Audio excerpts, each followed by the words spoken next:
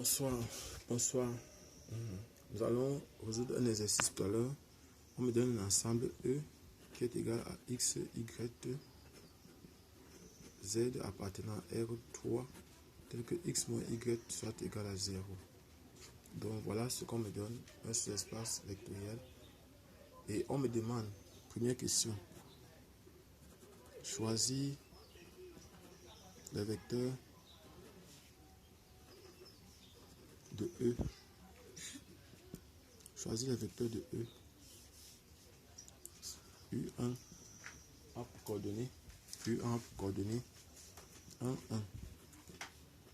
U2 a pour coordonnées 1, 1, 3, 2. U3 a pour coordonnées 1, 1, 0. U4 a pour coordonnées 1, 1, 2, U5 a pour coordonnées 2, 2, 5. Deuxième question, on demande de former, déterminer à partir des vecteurs de E, 1, 2, ses bases, 3. Déterminer la dimension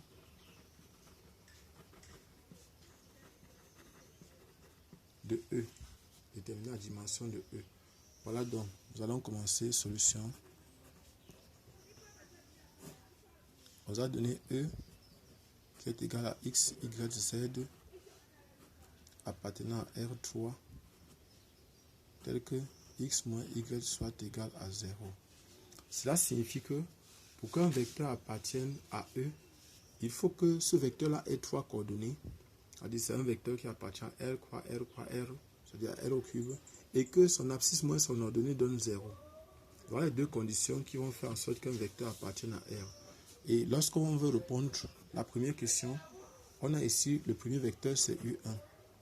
U1 pour coordonner 1, 1. Bon, si on veut, U1 n'a pas 3 coordonnées, mais la deuxième condition est respectée. 1 moins 1 donne 0. Nous allons donc dire que U1 n'appartient pas à donc à E parce que U1 n'a pas 3 coordonnées. On va passer au deuxième vecteur. Le deuxième vecteur U2. U2 a pour coordonnées 1, 1, 3, 2. Et on voit aussi que U2 a 4 coordonnées alors que les vecteurs de E doivent avoir seulement 3 coordonnées. Donc voilà donc ce qu'on aura. On va simplement dire, même si la deuxième condition est respectée, ce vecteur U2 n'appartient pas à E parce qu'il a 4 coordonnées. C'est un vecteur qui a 4 coordonnées. On va passer directement au troisième vecteur U3. U3 c'est 1, 1, 0. U3 a 3 coordonnées comme le vecteur.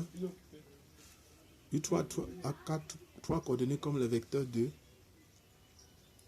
3 coordonnées comme le vecteur de E. Comme le vecteur de E, 3 coordonnées ici. Et la deuxième condition est respectée parce qu'on a 1 moins 1 qui donne bien 0. 1 moins 1 qui donne 0. Ça veut dire que U3 appartient à E. C'est le premier vecteur qui appartient à E. Allons-y avec U4. U4 a pour coordonnées 1, 1, 2. 1, 1, 2. U4 a 3 coordonnées. U4 a 3 coordonnées comme le vecteur de E. Le vecteur de E a 3 coordonnées. Et on a 1 moins 1 qui donne 0. Ça veut dire U4 appartient bel et bien à E. U4 appartient à E. Voilà ce qu'on a.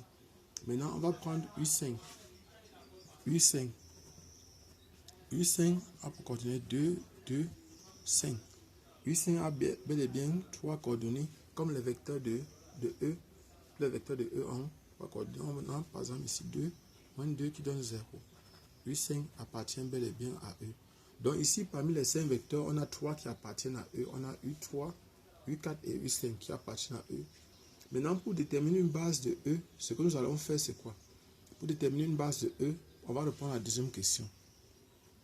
Deuxième question, pour déterminer une base de E, déterminons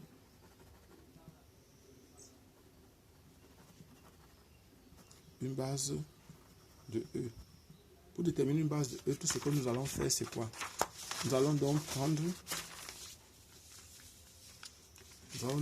maintenant les trois vecteurs. On va former une matrice. On va former une matrice à partir des vecteurs de E. On avait le premier vecteur qui avait pour coordonnées 1, 1, 0. Le deuxième, c'était 1, 1, 8, 1, 1, 2, 2. Et le troisième, c'était 2, 2, 5. Voilà ce qu'on avait. On va donc chercher à échelonner, à déterminer le rang de cette matrice. Nous avons ici la ligne 1, la ligne 2, la ligne 3. La ligne 1 est représentée par tout ceci. La ligne 2, la ligne 3. Notre objectif sera de chercher donc à avoir 0 ici et 0 ici à partir de ceci. On va donc dire que la ligne 1 reste la ligne 1. La ligne 2 devient la ligne 2 moins la ligne 1. La ligne 3 devient la ligne 3 moins 2 fois la ligne 1. Voilà ce qu'on va faire comme opération élémentaire. Ça va faire 1, 1, 0. Ceci moins ceci, ça fait 0. Ceci moins ceci, ça fait 0.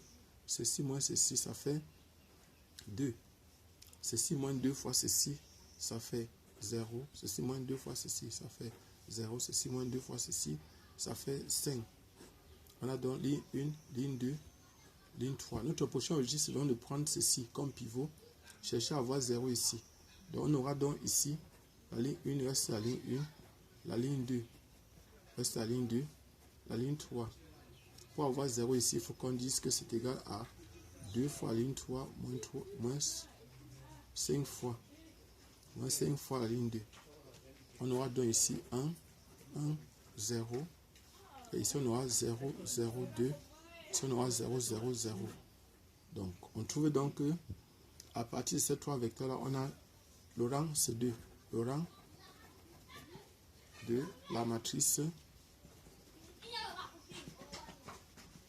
est 2.